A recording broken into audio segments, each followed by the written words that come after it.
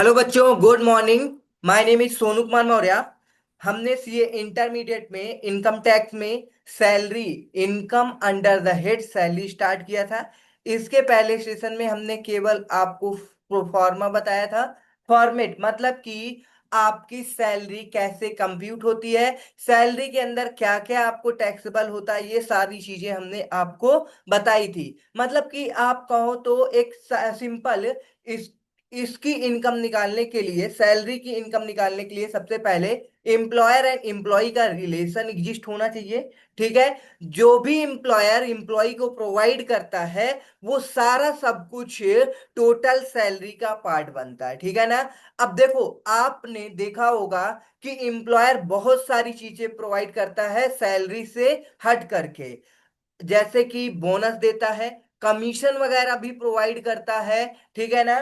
उसके साथ साथ आपको अलाउंस वगैरह मिलते हैं। आपको पता है अगर आपको आने जाने में दिक्कत होती है तो भाई उसके लिए भी भाई क्या मिलता है, कार वगैरह ये सारे परक्यूजिट मिलते हैं। रहने की दिक्कत है तो रहने के लिए भी। अब आपके अंदर क्वालिटी रहेगी तो एम्प्लॉयर देगा भाई। अगर आपके अंदर क्वालिटी नहीं रहेगी तो क्यों देगा, कहेगा दूसरा हम हायर कर लेंगे। सिंपल सी बात है भाई। मतलब कहने का, स्किल्ड बेस्ड जो भी एम्प्लॉय होता है उसको एम्प्लॉयर बहुत सारी चीजें प्रोवाइड करता है। ठीक है ना। ऐसे नॉर्मल लेबर वर्क वाले तो उनको कुछ भी केवल नॉर्मल उसको दे देते हैं, हो गया डेली बेसिस पे जो सैलरी होती है। ठीक है ना।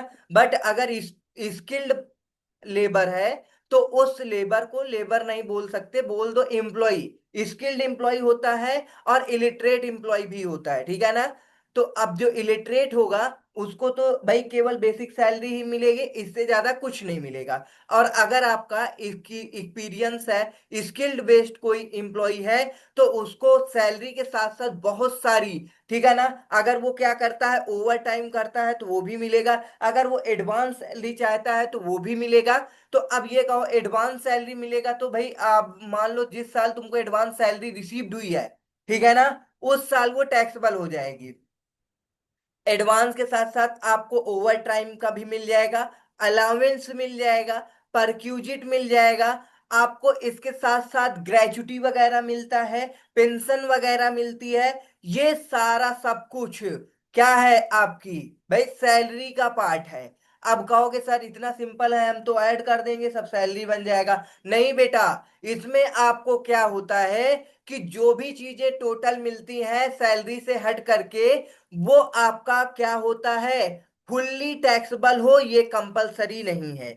भाई उसमें आपको कुछ चीजें क्या है, एग्जम्प्ट हैं। अगर हम बात करें भाई ओल्ड रिजीम में तो बहुत सारी चीजें एग्जम्प्ट हैं। जैसे कि आपका क्या है, एजुकेशन अलाउंस है, ठीक है, वो भी एग्जम्प्ट रहता है। हाउस रेंट अलाउंस है, वो भी एग्जम्प्ट होता है, मतलब पार्टली एग्जम्प्ट होता है, फुल्ली एग्जम्प्ट नहीं होता। ओके, ठीक है। तो आपकी जो बेसिक सैलरी वगैरह होती है वो फुल्ली टैक्सेबल होती है। तो कौन फुल्ली टैक्सेबल होगा और कौन कौन सी आपकी अलाउंस पार्टली टैक्सेबल होगा, अब हम लोग आगे इसको डिस्कस करेंगे। ठीक है ना। तो आपका देखो सैलरी के अंदर तीन सेक्शन इंपॉर्टेंट है, सेक्शन नंबर 15, 16, 17। ठीक है ना।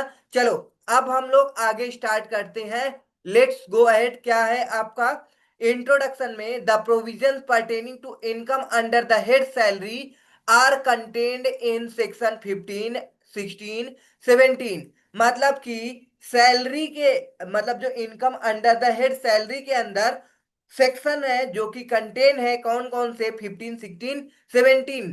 किस तरीके से, अगर आपका सेक्शन 15 की बात करें तो जो आपको क्या मिलती है, सैलरी मिलती है। ठीक है ना। अब सैलरी किस तरीके से मिलेगी देख लो। आपको सैलरी आपको ड्यू बेसिस पे मिलती है। सिंपल सी बात है, अगर आप क्या करोगे, 1 मंथ पूरा कंप्लीट क्या कर दोगे, एम्प्लॉयमेंट दे दोगे तो आपको क्या मिलेगा, सैलरी। जैसे ही ड्यू होगी आपको क्या मिल जाएगी, salary.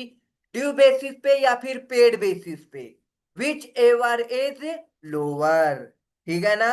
Which ever is lower ये टैक्सेबल होगी। ठीक है। अब देखो विच एवर इज लोअर से आपको क्या समझ में आता है।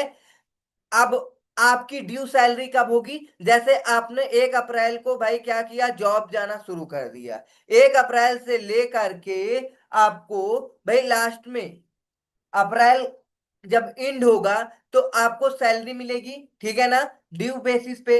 अब आपका पूरा मंथ कंप्लीट हो जाएगा तो नेक्स्ट मंथ 10th या जो भी डेट होती है, 10 तारीख या 5 तारीख या 8 तारीख, हर एक भाई एम्प्लॉयर अलग अलग डेट पे प्रोवाइड करता है। स्टैंडर्ड आपको नेक्स्ट मंथ में 10 तारीख को सैलरी मिल जाती है, ठीक है ना। तो ड्यू बेसिस पे ये हो गया। अब पेड बेसिस पे क्या होता है, ध्यान से सुनो। अगर एम्प्लॉयर को क्या, एम्प्लॉय को क्या है भाई, पैसे की नीड है, ठीक है ना, तो वो एम्प्लॉयर से क्या करेगा, रिक्वेस्ट करेगा, तो एम्प्लॉयर एडवांस सैलरी दे देता है। मतलब आपने अभी क्या नहीं किया, जिस महीने में आपने सर्विस प्रोवाइड नहीं की, उस महीने की भी सैलरी मिल जाएगी। तो जिस साल आपको सैलरी, जिस महीने आपको सैलरी रिसीव्ड होगी, उसी साल टैक्सेबल हो जाएगी। सिंपल सी बात है, which ever is lower. Okay, मतलब आपको सैलरी रिसीव्ड हो गई या फिर अभी डेट कंप्लीट नहीं हुई, रिसीव हुई, टैक्सेबल हो जाएगी। अगर आपको अभी नहीं रिसीव है, आउटस्टैंडिंग है, डेट ड्यू हो गई है, भले एम्प्लॉयर आपको सैलरी ना दे लेकिन आपसे गवर्नमेंट टैक्स मांग लेगी, ठीक है ना। ओके, तो ये आपका सेक्शन 15 है। कह रहा है salary due, salary paid or allowed through not due arrear of salary. Arrear of salary का मतलब है अभी आपकी सैलरी क्या है, बाकी है, आउटस्टैंडिंग है, मतलब ड्यू हो गया है, अभी पेड नहीं है। तो ड्यू पहले हो गया तो ड्यू के हिसाब से आपका टैक्सेबल हो जाएगा, ठीक है ना, भले पेड बाद में किया जाए आपको। अब आपका आएगा डिडक्शन, सेक्शन 16। डिडक्शन क्या होता है, देखो इसके अंदर सारी सैलरी के पोर्शन आएंगे। सैलरी के अंदर क्या क्या आता है हमने बता ही दिया, कमीशन, डीए, बेसिक सैलरी और अलाउंस वगैरह होते हैं, ये सारे सब कुछ आएंगे, उसको हम ऐड कर देंगे। फिर सेक्शन 16 में आपको परक्यूजिट मिलता है, ठीक है ना, profit in lieu of salary, मतलब सैलरी के बदले भी बहुत सारी चीजें दी जाती है, ठीक है ना, साथ में। तो ये सब ऐड कर दोगे। ऐड करने के बाद आपको क्या निकल के आ जाएगा, ग्रॉस सैलरी आ जाएगी। ओके, ग्रॉस सैलरी आ गई तो अब क्या लेस करोगे, इससे लेस कर दोगे डिडक्शन अंडर सेक्शन 16, ठीक है ना। तो इसमें आपको 3 डिडक्शन हमने बताया था कल की क्लास में। फर्स्ट डिडक्शन क्या है, स्टैंडर्ड डिडक्शन। स्टैंडर्ड डिडक्शन अब दो तरीके से लगेगा। अगर आपने न्यू रिजीम ओल्ड किया है तो 75,000 का स्टैंडर्ड डिडक्शन मिलेगा। अगर ओल्ड रिजीम ओल्ड क्या करते हैं, ऑप्ट करते हैं, तो 50,000 का स्टैंडर्ड डिडक्शन मिलेगा। ओके, ये आपका स्टैंडर्ड डिडक्शन था। उसके बाद इंटरटेनमेंट अलाउंस और प्रोफेशनल टैक्स का डिडक्शन मिलेगा। इंटरटेनमेंट अलाउंस के केस में आपका ये डिपेंड करता है कि आप किस प्रकार के एम्प्लॉय हैं, ठीक है ना। अगर गवर्नमेंट एम्प्लॉय है तभी आपको ये इंटरटेनमेंट डिडक्शन मिल जाएगा। Deduction for entertainment allowance for government employee and professional taxes are allowed only under the optional tax regime. देखो यहाँ पे दो चीज याद रखना आपको। अगर आप गवर्नमेंट एम्प्लॉय हो तो आपको इंटरटेनमेंट अलाउंस मिलेगा। First allowance standard deduction allowance होता है, ठीक है ना, ये तो सबको मिलता है। इंटरटेनमेंट अलाउंस किसको मिलता है, अगर आप गवर्नमेंट एम्प्लॉय हैं। और अगर आप प्रोफेशनल टैक्स लेना चाहते हैं तो ओल्ड रिजीम में होना कंपलसरी। अगर आपने न्यू रिजीम ऑप्ट कर रखा है तो आपको क्या नहीं मिलेगा, प्रोफेशनल टैक्स का डिडक्शन नहीं मिलेगा। चलो एग्जाम्पल ले लेते हैं एक छोटा सा।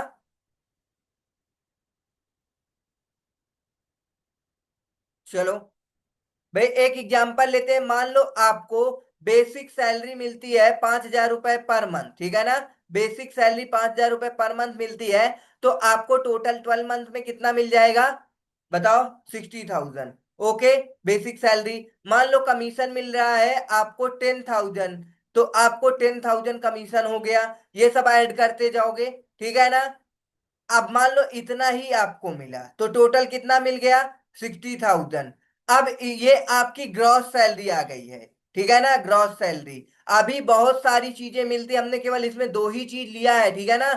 बोनस भी मिल सकता है, ठीक है ना। मान लो चलो बोनस मिल गया इसको 20,000, ठीक है ना। तो ऐड कर दो, जितनी सारी चीजें मिलेंगी सब ऐड हो जाएंगी। कितना हो जाएगा? 90,000। ये आपकी ग्रॉस सैलरी आ जाएगी। अब आपको लेस करना है क्या? डिडक्शन। अब डिडक्शन आपको कितने प्रकार के हैं? आपके सबसे पहले स्टैंडर्ड डिडक्शन। अगर आप ओल्ड रिजीम ऑप्ट कर रखे हो पहले केस में, तो आपको 50,000 का डिडक्शन मिल जाएगा। 90,000 से 50,000 माइनस कर दोगे तो आपका कितना आ जाएगा? 40,000 आ जाएगा। ठीक है ना। चलो, अभी माइनस नहीं करते हैं। अगर आपने क्या किया है, न्यू रिजीम ऑप्ट किया है, न्यू रिजीम के केस में इधर लिख देते हैं 75,000 माइनस करोगे। ठीक है। अब देखो, एक केस में आप गवर्नमेंट एम्प्लॉय हो, एक केस में आप क्या हो? नॉर्मल एम्प्लॉय, प्राइवेट एम्प्लॉय हो। अगर आप गवर्नमेंट एम्प्लॉय हो तो दूसरा डिडक्शन मिल जाएगा, इंटरटेनमेंट डिडक्शन। ठीक है ना। इंटरटेनमेंट डिडक्शन आपको मिल जाएगा दोनों रिजीम में, चाहे न्यू हो चाहे ओल्ड ही हो। अब आएगा तीसरा।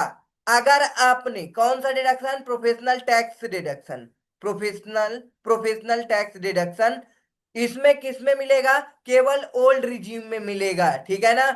जितना आपने भाई, एम्प्लॉयर आपको पे करेगा कोई प्रोफेशनल टैक्स या फिर एम्प्लॉय, तो मिल जाएगा आपको प्रोफेशनल टैक्स का डिडक्शन। ठीक है ना। और ये क्या रहेगा? इस केस में आपको नहीं मिलेगा, न्यू रिजीम में आपको प्रोफेशनल डिडक्शन नहीं मिलेगा। तो अब आपको ये सारा सब कुछ जब डिडक्शन माइनस कर दोगे तो निकल कर आ जाएगा नेट इनकम फ्रॉम सैलरी। ठीक है ना। Net income from salary. अब कहोगे केवल इतने तीन ही डिडक्शन होते हैं? ये हमारे सैलरी के डिडक्शन है। ठीक है ना। सैलरी के अगर हम बात करें ऐसे, जो हर केस में डिडक्शन मिलता है, वो डिडक्शन होता है deduction under 80C to 80U। ठीक है ना। ये आपका एक अलग से चैप्टर है, पूरा डिडक्शन पढ़ा देंगे। ठीक है ना। अगर नहीं समझ में आ रहा है तो थोड़ा थोड़ा समझते चलो, सारा सब कुछ अभी क्वेश्चन लगवाएंगे तो सब आ जाएगा। ठीक है ना। चलो, आगे देखते हैं। आपका ये हो गया, कंसेप्ट समझ में आ गया होगा भाई, फॉर्मेट भी आ गया होगा। आगे क्या है?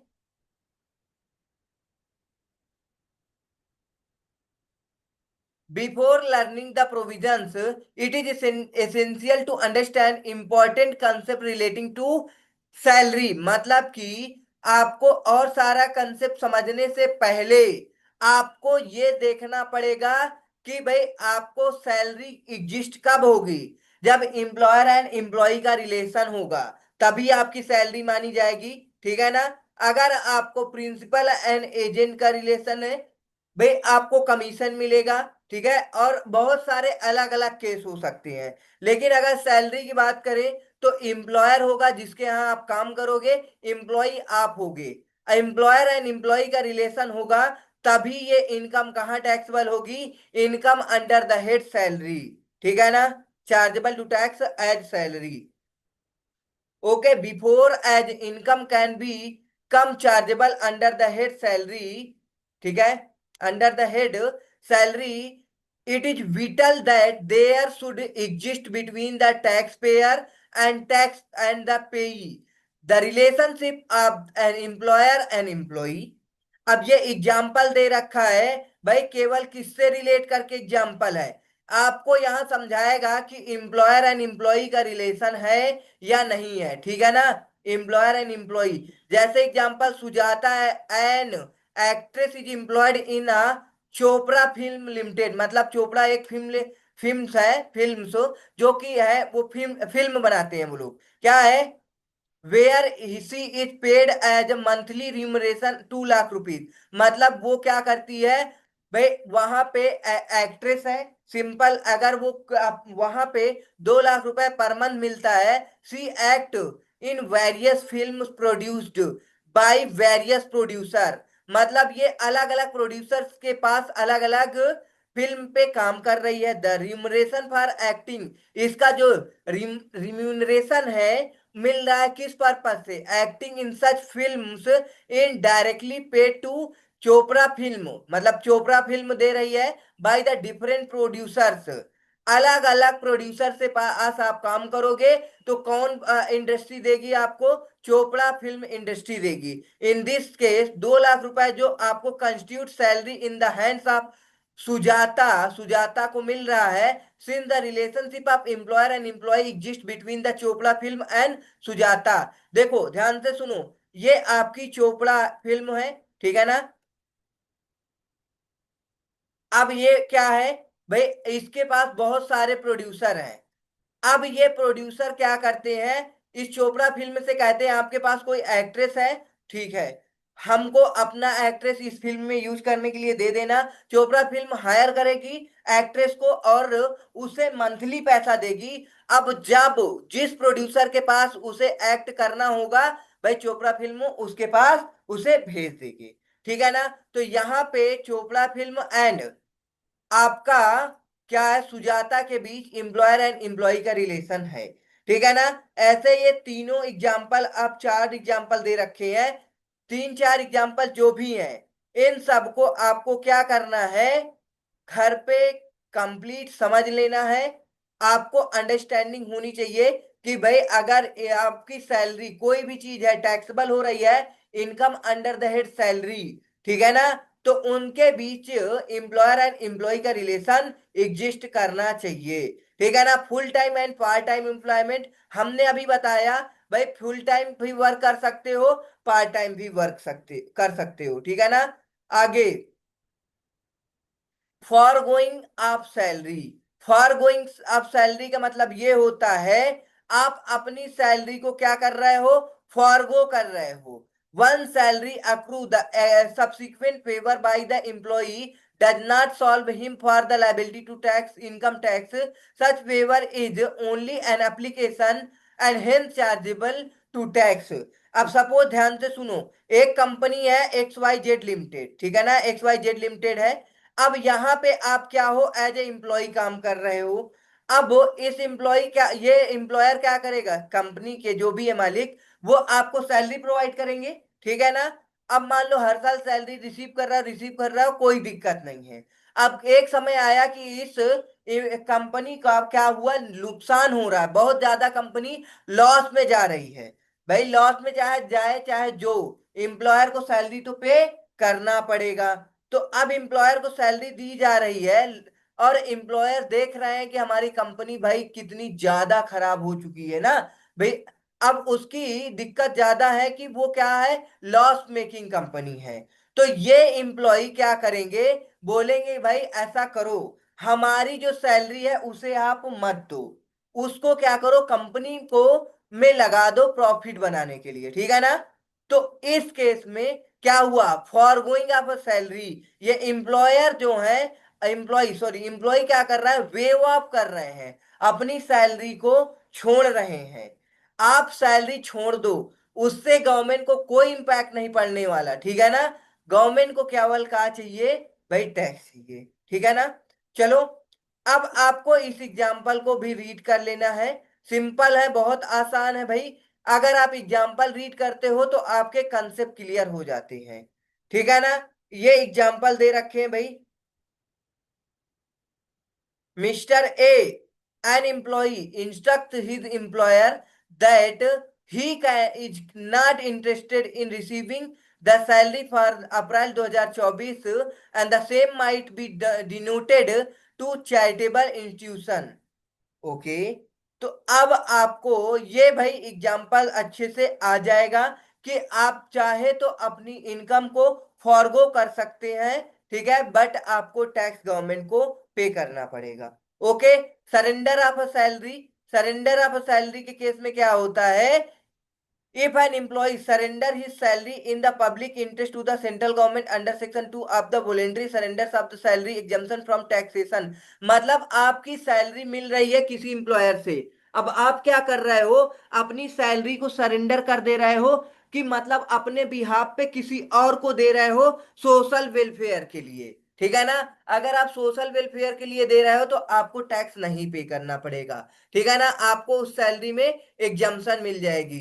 सैलरी पेड टैक्स फ्री, अब देखो सैलरी पेड टैक्स फ्री का मतलब क्या होता है, अच्छे से समझो। कभी कभी क्या होता है, एम्प्लॉय के पास बिल्कुल टाइम नहीं होता, क्या नहीं होता, टाइम नहीं होता, इतना बिजी होता है। वो कहता है कि भाई हमें टाइम हमारा वेस्ट ना हो, इसलिए हमें जो सैलरी देगा एम्प्लॉयर, ठीक है ना, जो एम्प्लॉयर देगा वो क्या होना चाहिए, सैलरी में से टैक्स को डिडक्ट करके दे, ठीक है ना। क्योंकि हमारे पास टाइम नहीं है गवर्नमेंट को क्या देना, भाई गवर्नमेंट को अलग से जाए भाई सैलरी का अपना टैक्स पे करें, जो भी है वो चाहता है एम्प्लॉई कि उसका टाइम वेस्ट ना हो। तो जब इनके बीच कॉन्ट्रैक्ट होगा, ये एम्प्लॉयर या एम्प्लॉई है और ये एम्प्लॉयर है, इनके बीच जब कॉन्ट्रैक्ट होगा तो एम्प्लॉय सिंपल क्या बोलेगी कि भाई जो आप हमको सैलरी पे करोगे वो आपकी नेट सैलरी होनी चाहिए। नेट सैलरी का मतलब है उससे आप अपना टैक्स माइनस कर लो, ठीक है ना। मतलब कि सैलरी पे टैक्स फ्री, जिससे कि हम फ्री रहें और अपना काम कर सकें, ठीक है ना। तो ये कंसेप्ट हुआ सैलरी पे tax free. This in other words, कह रहा है this in other words mean that the employer bears burden of the tax on the salary of employee. In such a case the income from salary in the hands of employee will consist of his salary income and also the tax on this salary paid by the employer। देखो क्या हो रहा है, वही चीज हमने बताया कि भाई एम्प्लॉय की जो सैलरी के टैक्स होंगे वो एम्प्लॉयर पे कर दे, ये एम्प्लॉय चाहता है, ठीक है ना। As per section 10(10)(c)(c) the income tax paid by the employer, मतलब कौन पे कर रहा है, एम्प्लॉयर टैक्स पे कर रहा है एम्प्लॉय के बदले। Non monetary perquisite on the behalf of the employee would be exempt in the hands of employee. मतलब कि जो आपको नॉन मोनेटरी क्या होता है, परक्यूजिट होती है, किसके बिहाफ पे, in on behalf of employ would be exempt in the hands of employ. Okay, non monetary perquisite आपकी क्या होती है, एग्जम्प्ट होती है। चलो, place of accrual of salary. अब place of accrual of salary की बात हो रही है। चलो देखो क्या है कि आप, हमने ये कहाँ पढ़ा रखा है, रेसिडेंशियल स्टेटस में, ठीक है ना। Accrue arise, deem to accrue arise, ये सारा कंसेप्ट हमने बता दिया। ये फर्स्ट इनकम थी। Deem to arise accrue arise outside India but control and management in India, तो ये सेकेंड इनकम है। Accrue arise deem to accrue outside India, received outside India, तीसरी इनकम है। इसमें केवल आपको नॉन रेजिडेंट को टैक्स पे करना पड़ता है, दूसरी इनकम को भाई दो लोगों को, ठीक है। तीसरी इनकम भाई फर्स्ट इनकम पे तीनों को, सेकेंड इनकम पे दो लोगों को, थर्ड इनकम के केवल एक लोगों को टैक्स पे कर। ऐसे हमने बहुत सारी चीजें बताई थी आपको रेजिडेंशियल स्टेटस में, ठीक है ना। अब हम बात करेंगे भाई place of accrual of salary, ठीक है ना। Section 9(1)(2) salary earned in India is deem to accrue arise in India, ठीक है ना, if it is paid outside India और it is paid or payable after the contract of employment in India comes to an end. Okay, कह रहा है place of accrue salary, आपका salary earn in India is deem to accrue arise in India even, मतलब इसे deem to accrue arise in India मान लिया जाएगा, even it is paid outside India, ठीक है ना, भले उसे पे किया गया outside in India, India or is paid or payable after the contract of the employment in India comes to an end. समझ में आया। If an employee is paid pension abroad in respect of service rendered in India, the same will be deem to accrue in India. मतलब कि employee is paid pension abroad, मतलब कि भाई India का employ है, उसे एब्रॉड में मिल रहा है पेंशन, तब भी उसे अक्रू एराइज इन इंडिया माना जाएगा, ठीक है ना। Leave salary paid abroad in respect of leave on in India is deem to accrue arise in India. मतलब लीव सैलरी होती है, क्या होता है, आप लीव नहीं लेते, लीव सैलरी का मतलब है आपको छुट्टी मिलती है साल भर, आपने छुट्टी नहीं लिया, तो उस छुट्टी के बदले भी आपको क्या मिलता है, सैलरी मिलती है, ठीक है ना। चलो, section 9(1)(3) provide that salary payable by the government to a citizen of India for the services outside India shall be deemed to accrue rise in India. However by virtue of section 10(7) allowance or perquisite paid allowed outside India by the government to citizen of India rendering service outside India will be fully exempt। देखो, allowance हो perquisite हो, अगर आपको outside India, ये MCQ में आता है, अगर आउटसाइड इंडिया में सर्विस प्रोवाइड करने पे रिसीव हो रही है तो वो क्या रहेगा, फुल्ली एग्जम्प्ट रहेगा। अगर सैलरी है तो वो टैक्सेबल रहेगा। ओके, याद रखना, ये एमसीक्यू में बहुत पूछा जाता है। क्या, अगर आपने फॉरेन इंप्लॉई हो, क्या हो, फॉरेन इंप्लॉई हो, ठीक है ना, फॉरेन इंप्लॉई के केस में आपको क्या होगा, अगर फॉरेन में आपको सैलरी रिसीव्ड हो रही है तो वो क्या रहेगी, टैक्सेबल रहेगी। लेकिन क्या हो रहा है, अगर आपको पर्क या फिर अलावेंस रिसीव हो रहा है तो वो क्या रहेगी भाई, एग्जम्प्ट रहेगी। ठीक है ना, सैलरी मिलेगा टैक्सेबल, अलावेंस या फिर perquisite exempt. Individual assessee who are not citizen of India, मतलब कि एक कोई इंडिविजुअल असेसी है जो कि इंडिया का सिटीजन नहीं है, are entitle to following exemption. भाई वो क्या कर रहा है, बहुत सारी एग्जम्पशन लेना चाहता है in respect of remuneration salary received by then, salary received by them under section 10(6), remuneration received by official of embassies ETC foreign state.